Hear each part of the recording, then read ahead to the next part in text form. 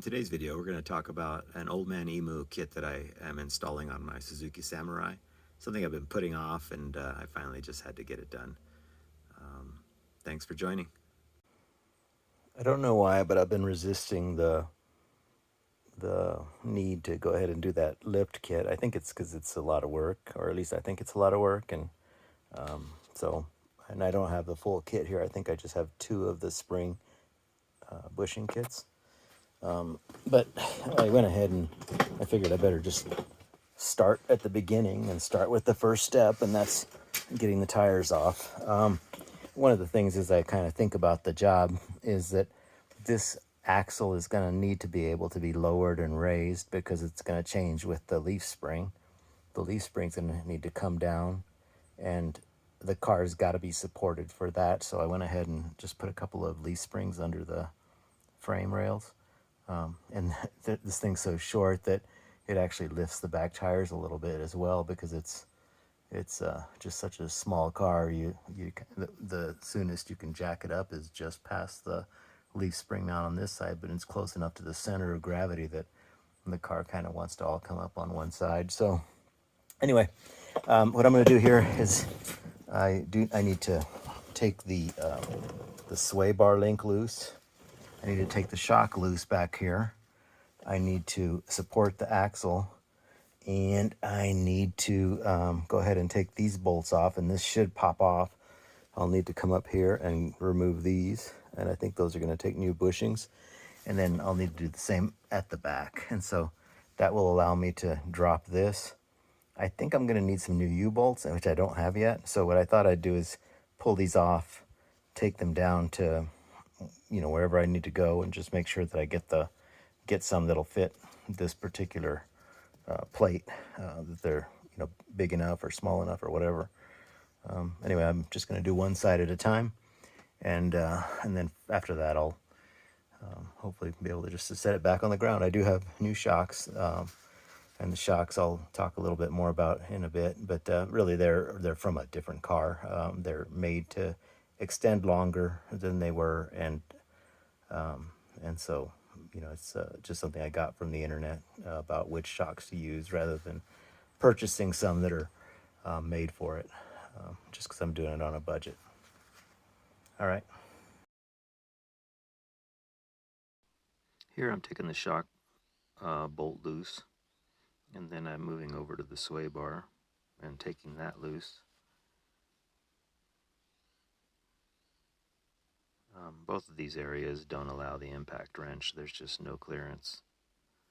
And every time I did try to use the impact wrench, I guess it's just too big for me. I didn't have it high enough off the ground, and so I ended up having to just use a lot of hand tools, which is fine. I think you actually strip things less when you use hand tools because you can tell when things are not going, and then you can back off, lubricate, do whatever you need. I'm lucky that this is a Southwest car. I didn't, I was able to reuse all the fasteners and do a lot of other stuff, so so that's kind of a handy thing.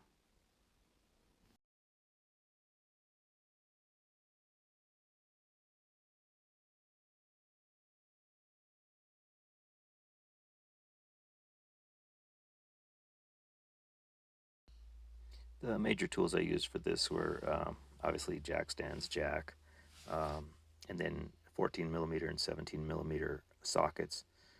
There's a lot of other little things that come in handy. Pry bars are good for lining things up. You can use a screwdriver when you're lining holes up to get the hole exactly right before you put the fastener in. The dead blow is handy as well for making things, just applying a little bit of force.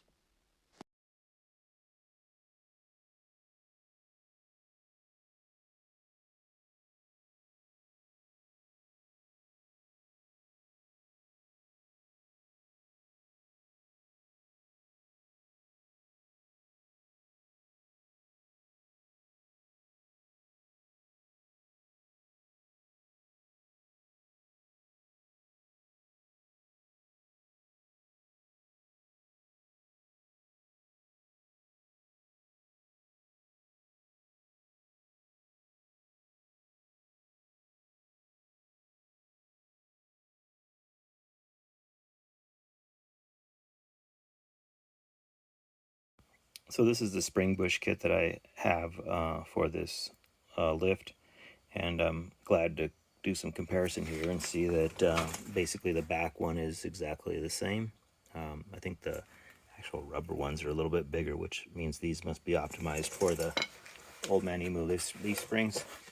And then on the front, we've got the two that go in here, and then the two that go in here on either side, and there's no bushing or anything in between them.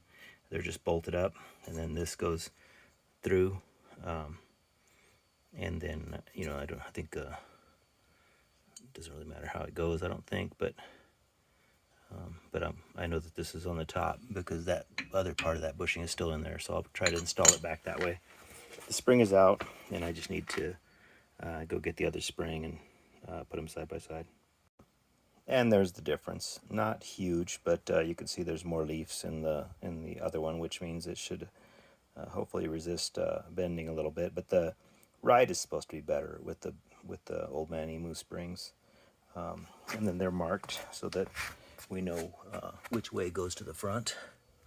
And that's the part number there. It'll be good to finally get these on there. All right, I got it on. Everything went well. Everything slid into place. The only issue I had was that the pin that comes off the leaf springs wasn't lining up with the axle, and I was pushing back on the axle to try to make that happen. I was about, I don't know, it seemed like I was about, I don't know, the width of the pin too far forward. So I went ahead and loosened the other side up, came back over here, and was able to slide it into place. Having done that, I think that these springs hold the axle slightly farther back than the original springs do. And so not really a concern, I don't think. I think we have plenty of clearance here. But my only real issue would be that the sway bar no longer lines up with this hole. And so I think I could probably force it or try to force it to go, but a lot of people recommend pulling that off as an improvement right away for more articulation. I don't know that I really need articulation, but judging by the fact that this isn't going to work, the other side's exactly the same way, I'm going to just go ahead and pull the sway bar off and drive it and see how it works. Worst case, I can maybe pull this back apart, make the hole in a different place on the spring perch, and then reset it so that I can make sure that the alignment and everything is good. But anyway, that's the only real issues. Everything else went on good. This is the shocks that I put on it, and I checked they are longer than the original shocks. They compress all the way and further, so I know that I've got some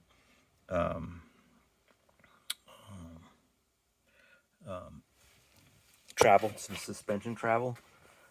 What I did, and I can't find the information now, but what I found was using Monroe gas shocks. The part numbers for the front were 5970. Is that what that is? 5870. And I found a post on Facebook, and then the rears are supposed to be 34802.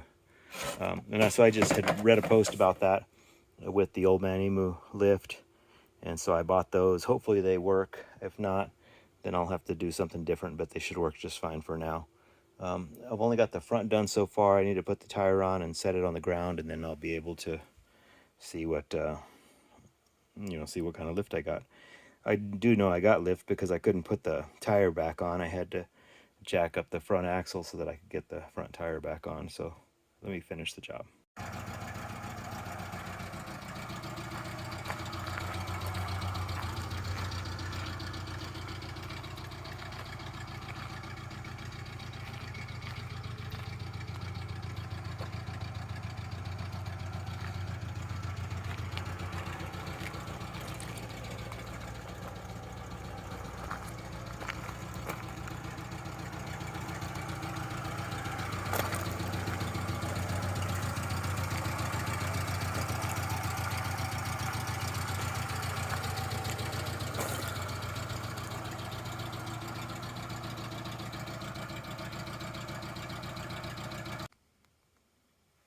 Well, I got the lift done, and I'm pretty happy with the results. You know, I didn't measure it ahead of time and then after, like I've seen people do. But in general, I mean, I think I've got some good clearance. One of the things that I think has really helped is the removal of those fender flares. I think that's given me a lot of extra room and actually made me think I needed bigger tires, but I think those are probably fine for what I need with the stock transfer case. So they're 30 by 950 15s. But yeah, it's got a decent little lift. It took me about 6 hours to do, which I know I didn't go into it with a lot of motivation, but as I went, I just thought, you know what, I'm gonna just get greasy one time and get this job done, and so that's kind of what I did. The only real issues I had, well, I was having trouble with that sway bar, but when I set it back on the ground, it looked like it lined back up. So I guess that was just an error on my part, thinking that that was wrong. And so I went ahead and hooked it back up for now. I'll drive it around a little bit and then determine whether or not I need more articulation. The Yeah, so every corner is just like every other corner, so it's very simple job to do. It's just getting the fasteners all loose, and I was unable to use my impact wrench very much because I didn't have the vehicle high enough off the ground to get my big gun in there. And I have a smaller gun, but it's battery operated and it just doesn't quite do very much. So yeah, the only real obstacle I ran into was back on this wheel. The rubber in the rubber in there had adhered to the in that bushing had adhered to the bolt, and as a result, when I turned the bolt, it ripped, or it kept the rubber with it and kind of ripped inside, and so it wouldn't pull out, and so I had to put a nut on it and bang on it, and finally I put the impact on it, and I put the vice grips in there to hold the little sleeve, and hit it and ran it for a while, and eventually it did come out. So I was getting ready to get the Sawzall out and just cut it off and go get some new hardware, but I'm glad I did it and just kept using the same hardware.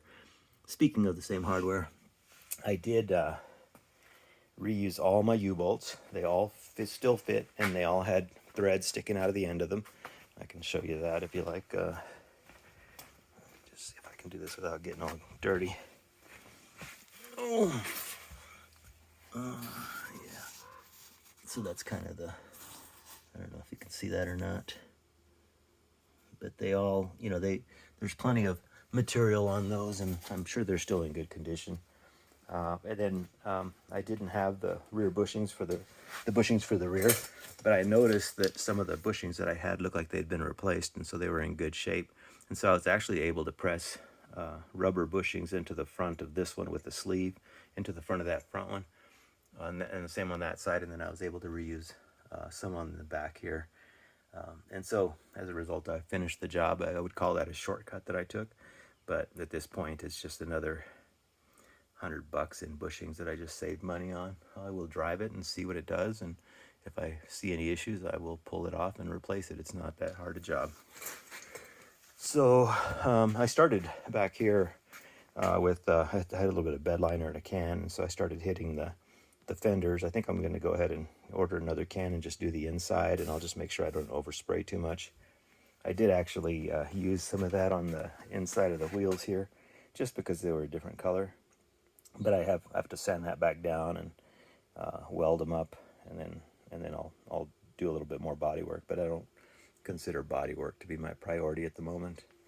I had a glove box. I did some work on the dash, and it doesn't look great, but it looks better than it did.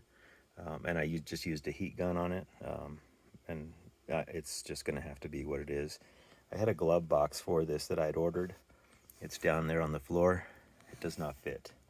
So apparently either 88.5 and up is different than the earlier ones, but that glove box is too wide for that opening. And I thought about trimming it, and then and even the holes, the 3 holes that hold the glove box don't line up. So I'll just get the right one. I don't remember. I didn't pay very much for it, and it still comes with a lock and hardware. So I'll either try to find a good used one, or I don't know. I'll figure it out. But anyway, that's kind of so that at this point, what I'm waiting for is the top, and then I'll be able to park this outside, and then I'll get this spot freed up for the Falcon that I need to pull in here and do some bushings on, strut rod bushings. So I got a little bit of video on this of it. Just I pulled it out and drove it around the yard so I could see what the lift looked like, and it runs good. It sounds good. I do think I need to make a valve adjustment on this thing, just because I think it's got a little bit of noise. And then I noticed that the throwout bearing makes a little noise when the clutch is out. But I mean, that's something that I'll just deal with when I have to deal with it. If I do swap the engine, I'll obviously put a new clutch in it. All right, so that's kind of the progress on the Suzuki Samurai. Thank you for watching, and we'll keep on going, moving forward, making this thing progress. Thanks.